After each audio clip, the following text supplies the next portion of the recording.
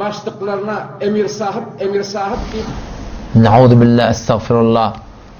Bir sen diline alıp emir sahip diye deyip bir lafzı senin bir form haleti temessür bilen aytmaklığın. Nauzu billahi. Hürmetli Müslüman doğanım.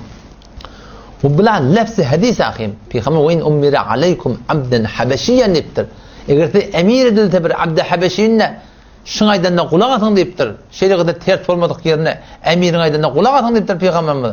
Emir diyen lafza doğruca var ahim öyle Kur'an'na bağışla hadiste sırahaten gelir.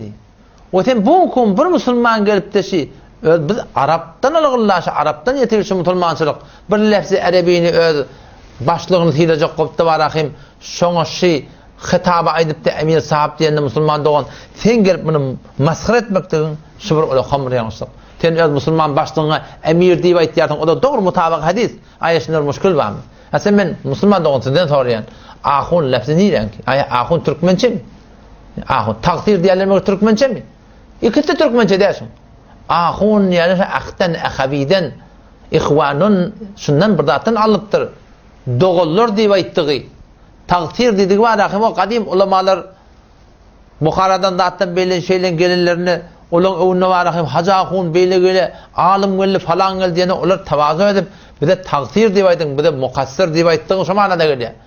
Bizim etmeli edip bilmeyen adam diýip aýdyn bir de takdir diýip aýdyn. Meger takdir kelime meger Arabi dämi Türkmençe Müslüman doğanım. Sen bunun şey Peygamber Hudaýsa mübarek ağzından çıkan lafzı emiri senin maskara etmekligin, şu form ihsasa etmekligin, şu form şunu bir halda temessür bilen cama marif etmekligin hurmatly şonda Müslüman doğan sen bunu qat'î ýalňyş. Sen qat'î ýalňyş ýarsın hakynda. Allah Taala baraka wagyn taňa tawfik bersin. Şu zatlar sen şey dünýede Müslüman doğan jobran etmekligin.